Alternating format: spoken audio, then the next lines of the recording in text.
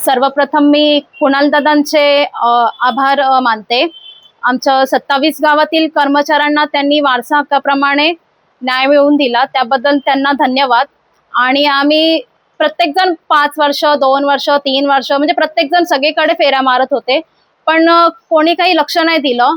पण कुणाल दादांनी ह्याचा चांगल्या प्रकारे त्यांनी आम्हाला म्हणजे आम्ही 1-2दा फेऱ्या मारल्या, पण त्यांनी चांगल्या प्रकारे आम्हाला रिस्पॉन्स दिला। महापौर मॅडम बरोबर त्यांनी आम्हाला मीटिंग करून दिली। सहसा कोणाला भेटता येत नाही, पण त्यांनी आम्हाला डायरेक्ट सगळ्यांना घेऊन गेले आणि महासभेमध्ये त्यांनी काल प्रस्ताव मांडला आणि आमचा 27 गावातील वारस हक्कदारांचा प्रश्न त्यांनी चांगल्या प्रकारे मार्गी लावला। आम्ही 27 गावातील कर्मचाऱ्यांतर्फे त्यांचे खूप खूप आभारी आहोत।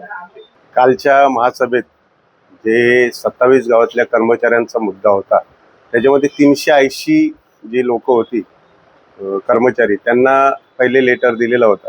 जे उर्वरित 119 होती त्याच्यामध्ये मयत होते, काही आमचे त्याच्यामध्ये त्यांची सेवा संपली होती आणि काही प्रॉब्लेम होते।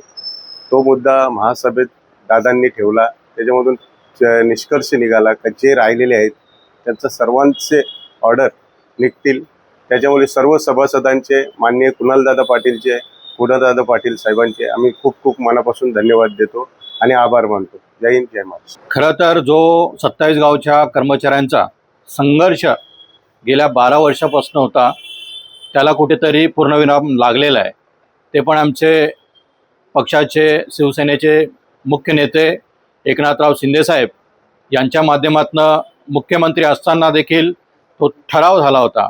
त्या ठरावाच्या अनुषंगाने काल महासभेमध्ये पटलावर जो विषय आला आणि तो पटलावर विषय आल्यानंतर आम्ही आयुक्त महोदय असतील, महापौर महोदय असतील, त्यांच्या माध्यमातून तो विषय मार्गी लावून काल संपलेला आहे। म्हणजेच आमच्या ज्या काही कर्मचाऱ्यांचा विषय होता ग्रामपंचायतपासून जो प्रलंबित, तो 380 कर्मचाऱ्यांना प्रमाणपत्र देण्यात आले होते आणि उर्वरित 119 कर्मचारी त्यांना जे काही प्रमाणपत्र द्यायचे होते, मग त्याच्यापैकी हक्कसोर असलेले 23 लोक असतील, काही इतर लोक 44 आणि 41 लोक, अशा 119 लोकचं प्रमाणपत्र देण्याची मागणी काल देखील करण्यात आलेली आहे आणि आयुक्त महोदयांनी ती स्वीकारलेली देखील आहे।